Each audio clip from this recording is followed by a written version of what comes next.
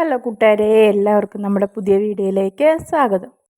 നമ്മൾ അടിപൊളി ഒരു ഉരുളക്കിഴങ്ങ് കറി ഉണ്ടാക്കണേ, അതും കുക്കറിൽ. പെട്ടെന്ന് നമുക്ക് കുക്കറിൽ എങ്ങനെ ഉരുളക്കിഴങ്ങ് കറി ഉണ്ടാക്കുന്നതെന്ന് നോക്കാം.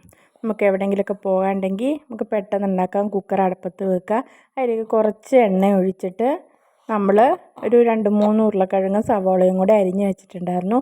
അതും കൂടി ഇട്ട് നല്ല പോലെ ഇളക്കി കൊടുക്കുക. ആ എണ്ണയിലിട്ടിട്ട് ഉരുളക്കിഴങ്ങും സവോളയും കൂടി ഒന്നങ്ങ് വഴറ്റിയെടുക്കുക. അതിലേക്ക് ഒരു 2 വെളുത്തുള്ളിയും ഒരു ചെറിയൊരു കഷ്ണം ഇഞ്ചിയും കൂടി ചതച്ചിട്ട് ലേശം വേപ്പിൻ്റെ ഇലയും കൂടി ഇട്ട് നല്ല പോലെ ഇളക്കിയെടുക്കുക. നല്ല പോലെ അങ്ങ് ഇളക്കി ആ വേപ്പിൻ്റെ ഇലയുടെയൊക്കെ ഒരു മണം വരും. സവോളയുടെയൊക്കെ നിറം മാറി ഒന്നങ്ങ് വഴണ്ട് വരാൻ നേരത്ത് അതിലേക്ക് നമുക്ക് ആവശ്യത്തിനുള്ള മസാല ചേർത്ത് കൊടുക്കുക. നമ്മളിതിൽ 2 ടേബിൾ സ്പൂൺ മല്ലിപ്പൊടി ചേർത്ത് കൊടുക്കുന്നുണ്ട്. അതിലേക്ക് ഒരു 1/2 ടീസ്പൂൺ മുളകും പൊടി, ഒരുപാട് മുളകും പൊടി ഇട്ട് കൊടുക്കണ്ട, ഒരു 1/2 ടീസ്പൂൺ മുളകും പൊടി, ഒരു 1/4 ടീസ്പൂണോളം മഞ്ഞൾപ്പൊടിയും കൂടെ ഇട്ട് കൊടുക്കുക. ഒരു 1/4 ടീസ്പൂണോളം ചിക്കൻ മസാലയും കൂടി ചേർത്ത് നല്ല പോലെ ഇളക്കി വഴറ്റിയെടുക്കണം. അപ്പോൾ നിങ്ങൾക്ക് വീഡിയോസ് ഇഷ്ടപ്പെട്ടാൽ ലൈക്ക് ചെയ്യാനും സബ്സ്ക്രൈബ് ചെയ്യാനും മറക്കല്ലേ. എല്ലാവരും ഉണ്ടാക്കി വെക്കുക. ഇഷ്ടപ്പെട്ട കൂട്ടുകാർക്ക് ഷെയറും കൂടി ചെയ്ത് കൊടുക്കുക. നല്ല സൂപ്പർ ടേസ്റ്റാണ്. ചോറിൻ്റെ കൂടെയും അപ്പത്തിൻ്റെ കൂടെയൊക്കെ കഴിക്കാൻ പറ്റും. അപ്പം മസാലയൊക്കെ ഇട്ട് നല്ല പോലെ ഇളക്കി നമ്മുടെ ആ മസാലയുടെ പച്ചമണമൊക്കെ മാറി നല്ല മസാല മൂത്ത് വരുമ്പോൾ നല്ലൊരു മണം വരും.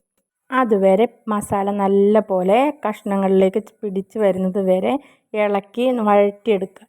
അപ്പോൾ നമ്മുടെ കഷ്ണത്തിലേക്ക് മസാലയും പിടിക്കും. മസാല എണ്ണയിൽ കിടന്ന് നല്ല പോലെ പച്ചമണമൊക്കെ മാറി മൂത്ത് വരികയും ചെയ്യും. അപ്പോൾ അതേപോലെ ഇളക്കി നല്ല പോലെ വഴണ്ട് വന്ന ശേഷം അതിലേക്ക് ഒരു വലിയ തക്കാളി എടുത്ത് മുറിച്ച് വെച്ചിട്ടുണ്ട്, അതും കൂടി ചേർത്ത് കൊടുക്കുക. നമ്മൾ തക്കാളിയും കൂടി ചേർത്ത് ഒന്നങ്ങ് ഇളക്കി കൊടുക്കുക. നമ്മൾ എണ്ണയിൽ മസാലയൊക്കെ വഴറ്റിയെടുത്തുകൊണ്ട് തന്നെ നമ്മൾ 2 ഗ്ലാസ് വെള്ളം അതിലേക്ക് ഒഴിച്ച് കൊടുക്കുന്നുണ്ട്. പച്ചവെള്ളം ഒഴിക്കരുത്, ചെറിയ ചൂടുള്ള വെള്ളം തന്നെ ഒഴിച്ചു കൊടുക്കുക. ഗ്യാസ് ലാഭിക്കാനും നമ്മുടെ കറിക്ക് ടേസ്റ്റ് കിട്ടാനും ഏറ്റവും നല്ലത് നമ്മൾ ഗ്യാസിൽ വെച്ചതെല്ലാം വഴറ്റിയെടുത്തതല്ലേ. അപ്പോൾ അതിനകത്തേക്ക് പിന്നെയും പച്ചവെള്ളം ഒഴിച്ചാൽ പിന്നെ കുറേ സമയം എടുക്കുക തിളച്ച് വരാൻ. അതുമല്ല നമ്മളാണെങ്കിൽ ആ എണ്ണയിൽ വഴറ്റിയെടുത്തല്ലേ മസാല, അപ്പോൾ പച്ചവെള്ളം കൂടെ ഒഴിച്ച് കഴിഞ്ഞാൽ കറിക്കൊരു പച്ച ചുവ വരും.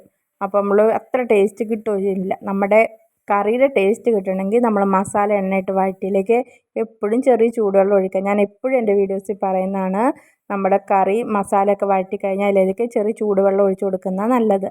അപ്പം നമ്മുടെ വെള്ളമൊക്കെ ഒഴിച്ച് അതിലേക്ക് ആവശ്യത്തിന് ഉപ്പും ചേർത്ത് നമുക്ക് കുക്കർ അടച്ച് വെക്കാം. ഒരു 2 വിസിൽ വരുന്നത് വരെ കുക്കർ വെക്കുക. ചില കുക്കർ ഉരുളക്കിഴങ്ങായതുകൊണ്ട് വലിയ വേവൊന്നും ഉണ്ടാവില്ല, പക്ഷെ ചില കുക്കറിൻ്റെ വേവ് അനുസരിച്ചിട്ട് 3 വിസിൽ വരെ ആവാട്ടോ. ഇതേപോലെ എല്ലാവരും ഒന്ന് കറി ഉണ്ടാക്കി കൊടുക്കണം. ഉരുളക്കിഴങ്ങ് നല്ല ടേസ്റ്റാണ്. ഇങ്ങനെ കറി ഉണ്ടാക്കി കഴിഞ്ഞാൽ നമ്മുടെ ഉരുളക്കിഴങ്ങൊക്കെ നല്ലപോലെ വെന്ത് കറി റെഡി ആയിട്ടുണ്ട്. കണ്ട എണ്ണയൊക്കെ തെളിഞ്ഞ് വന്നിട്ടുണ്ട്. അപ്പം എല്ലാവരും ഉണ്ടാക്കി വെക്കുക. ഇഷ്ടപ്പെട്ട ലൈക്ക് ചെയ്യുക, കമൻറ്റ് കൂടി ചെയ്യണേ.